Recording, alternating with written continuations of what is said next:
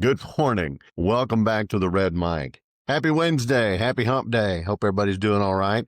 It's New Year's Eve. By the way, the reason I edit a lot of stuff out of from my live version to the version that I upload, there's an online radio station. It's Liberty Radio, and he runs my Red Mics, but he runs them a week late. So in my effort to try to make his programming a little more timely, I usually will edit out date references and stuff. Right. Enough about that. Today's Red Mic message, the Fishbone test. Most problems don't beat us because they're hard. They beat us because we're sloppy. We argue about symptoms. We chase personalities. We throw fixes at the loudest complaint in the room, and we call it progress. And then 6 months later, we're right back where we started. There's this graphic I saw. It is a fishbone diagram, and it's not fancy. It's not a TED Talk trick. It's a discipline. The head of the fish is the actual problem. Now, if you've thought about that, if you think about that at all, that's where most of the stuff is, the head of the fish, right? You cook fish, you throw it away. That's where the rot comes from. That's where the stink comes from. It's not the rant. It's not the press release. It's one thing, one sentence. It's clear. It's measurable. And if you can't write the problem in one sentence, you don't understand it yet. So, keep it simple. Stupid. If the fish smells bad, you don't start by scrubbing the tail. Rot shows up at the head first because that's where direction, decisions, incentives come from. The rest is just the bones, process, people, tools, systems, policy, environment. Whatever categories fit the problem, that's what you look at, not some template you grab off the internet. And here's where a lot of teams mess up. They brainstorm causes, but they stop at that first layer: training, communication, cultures. Those aren't causes. Those are labels. So you have to ask why. You ask it again and again. I've done a lot of systems work, and I've looked at a lot of problems. Why didn't the process work? Why wasn't the training effective? Why did the system allow us to make that decision? You have to be persistent. You have to refuse to let yourself off easy, because then, yeah, it's going to be uncomfortable, but you're going to get useful data. You're going to get useful results. You're going to start seeing relationships between the causes. What was the policy that drove the behavior? What tool workaround trained people to bypass that part of the system? What incentives punished the right actions? Then you're going to start connecting the dots, right?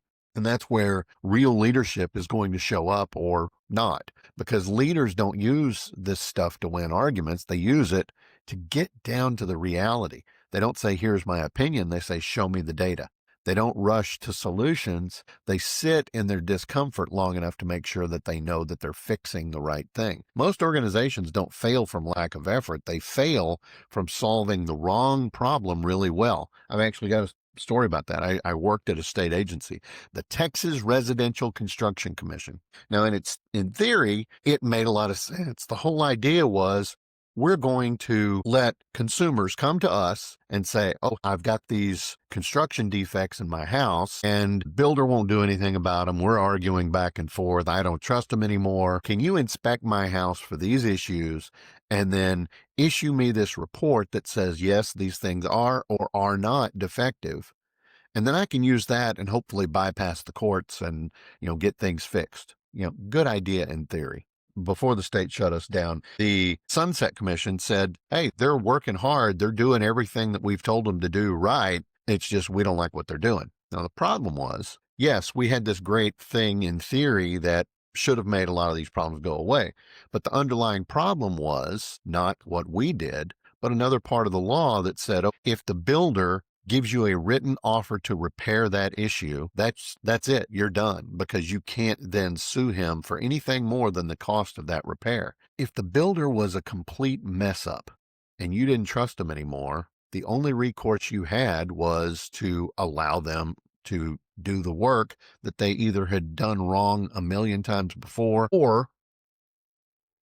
that you didn't trust them to do right moving forward. So we weren't the problem. The problem was this underlying law that we were latticed on top of. But the simple solution was, well, what they do doesn't work. Let's get rid of them. They didn't address the fish head. They didn't address the real problem. And that whole fishbone thing slows you down, hopefully long enough to avoid that, because it's going to force your teams to look and think instead of just posture. Well, there's the problem. No, you've got to diagnose it. You've got to figure out everything out instead of just pointing blame at the easy topic. You have to fix the causes instead of just treating the symptoms. And when you finally act, hopefully by then you're going to be acting with precision and data instead of just hope and opinion, because that's how the progress is really going to stick. So to recap it, if you can't state the problem clearly, don't trust the solution. Labels feel productive, but the root causes actually are productive. Okay. Asking why isn't negative, it's responsible. Systems shape behavior more than intentions ever will. You've heard me say, systems over goals. A better system is going to beat a goal 100% of the time. And then last but not least, if the problem keeps returning, look upstream, because rot does not start at the tail. And that's today's Red Mike message. Hope you found it interesting. I hope you found it helpful. I hope you're able to put some of these things in place in your own life. By the way, if you watched football last night, that TCU Alamo Bowl game, well, that was a great game.